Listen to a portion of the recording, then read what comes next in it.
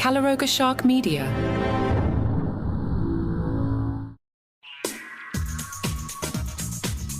Hi, and welcome to Taylor Swift Today, a short roundup of all the headlines around Taylor's music, tours, movies, and life.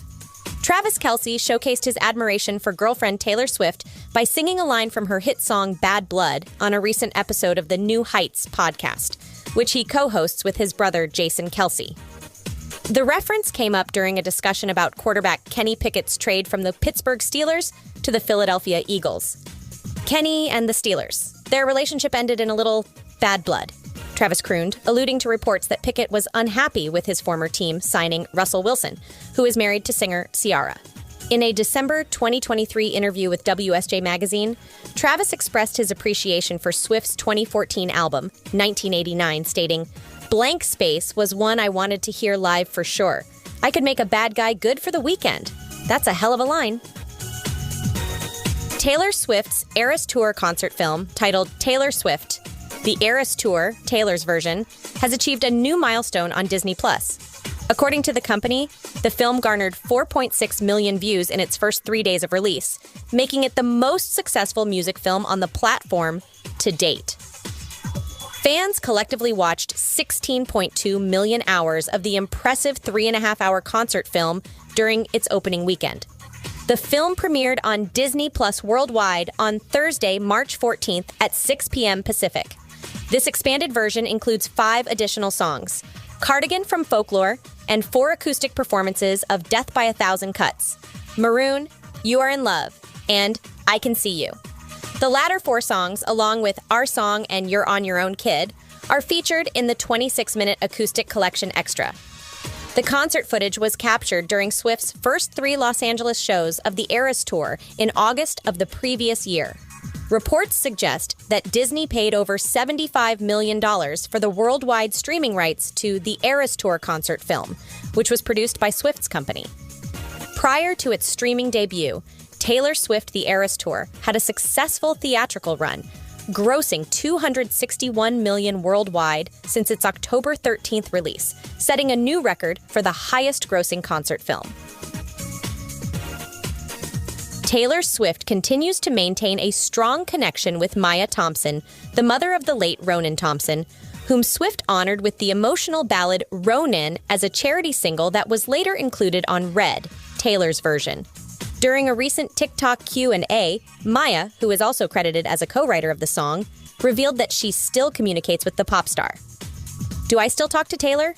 I do," Maya said in the clip, adding, "I'll share some things, not everything, because I'm protective of her."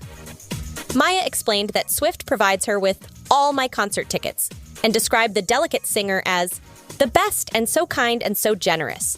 She expressed her deep affection for Swift, stating, "12 years later, she's still here, so I love her dearly." Ronan was initially released as a standalone single, which Swift performed at the 2012 Stand Up to Cancer telethon in memory of Ronan, who passed away from neuroblastoma in May 2011. According to Billboard, the song incorporated direct quotes from Maya's blog and was written from the perspective of the grieving mother. In July 2021, Maya shared in a blog post that Swift had reached out to her for permission to include Ronan on the remastered version of Red. Maya described her emotional reaction upon receiving an email from Swift, saying, "Tears sprang to my eyes. It took me an hour to absorb the words in front of me. I cried while sharing the news." Maya shared a portion of the email Swift reportedly sent, which read, "I've recently completed the re-recording of my 4th album, Red.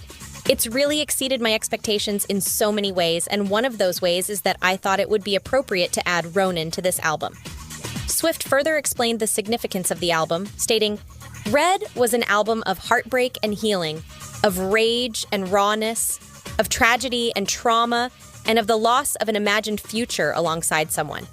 I wrote Ronan while I was making Red and discovered your story, as you so honestly and devastatingly told it." Taylor Swift recently surprised fans by sending a special message to those who pre-saved her upcoming 11th album, The Tortured Poets Department, on Apple Music. As the highly anticipated record became available for pre-saving ahead of its release next month, fans were excited to hear a personal voice note from the singer herself. In the recording, she said, "Hi, Apple Music, it's Taylor. Thank you for pre-adding the Tortured Poets department." She went on to express her enthusiasm for the album, stating, "I'm really proud to be able to share it with you on April 19th. I can't wait for you to hear it." Along with the voice note, the album's track list revealed that this would be Swift's most explicit record to date, with 7 songs containing curse words or language deemed sexual, violent, or offensive in nature. The explicit tracks are Down Bad, But Daddy I Love Him, I Oh My, I Can Do It With a Broken Heart, The Smallest Man Who Ever Lived, Florida, and the title track. Apple Music categorized the album's genre as pop, aligning it with some of Swift's most beloved works, such as Red, 1989, Lover, Reputation, and Midnights. Fans have been speculating about the inspiration behind the song names, with some linking them to Swift's former boyfriends, including Harry Styles and Joe Alwyn. One Twitter user pointed out the track So Long, London, which could potentially refer to British-born Alwyn, whom Swift dated for 6 years before their reported split in early 2023. Some fans also believe that the album title itself might be a reference to a WhatsApp group chat called The Tortured Man Club that Alwyn shared with friends Paul Mescal and Andrew Scott back in 2022. The news of the album's track list and potential references to past relationships has sparked excitement among fans, with one writing on X, "This is the breakup album," while another expressed concern for Alwyn, saying, "I hope for Joe's sake that he still has that group chat. I feel like he's going to need it." More in a moment.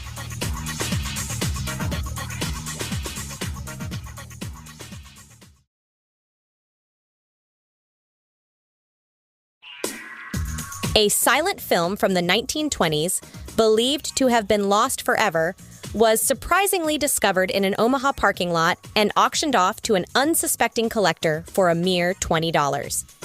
The film, titled The Pill Pounder, will be screened for the first time in 101 years at the upcoming San Francisco Silent Film Festival.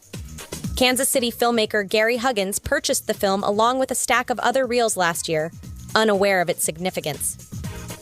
Upon viewing one of the films, Huggins was astonished to spot actress Clara Bow, one of the biggest stars of the silent era. Bow's name has recently gained renewed attention as it is featured in the title of a song on Taylor Swift's forthcoming album. Huggins later discovered that the film was the missing 1923 comedy short. "It was the best $20 I've ever invested for sure. That was a big rush when I realized it was a Clara Bow." David Sten, Clara Bow's biographer, shared Huggins' enthusiasm for the incredible discovery. He described Bow as the it girl of the late 1920s and the first sex symbol in American cinema. "Men wanted to have her and women wanted to be her," Sten said. You have to imagine a time when the idea of a woman having independence and autonomy didn't exist, and you went to the movies and saw Clara Bow. She was the first truly liberated woman on screen. Sten emphasized the rarity of such a find, saying, "The fact that this film was discovered a century after it was made, when does that happen?" Historians have drawn comparisons between Clara Bow and modern-day superstars, making her connection to Taylor Swift unsurprising. She influenced her entire generation and successive generations after her. So in the 1930s, everyone said Jean Harlow is the new Clara Bow. In the 1940s, it was Rita Hayworth. And in the 50s, it was Marilyn Monroe, and it went on and on and on, Sten explained. She didn't break the mold, she created the mold. And there you have it. Please follow us on Spotify, Apple Podcasts, or your app of choice, and leave us a rating or review if you love the show. I'm Annalise Idle, thanks to Mark Francis and John McDermott. This is Taylor Swift Today.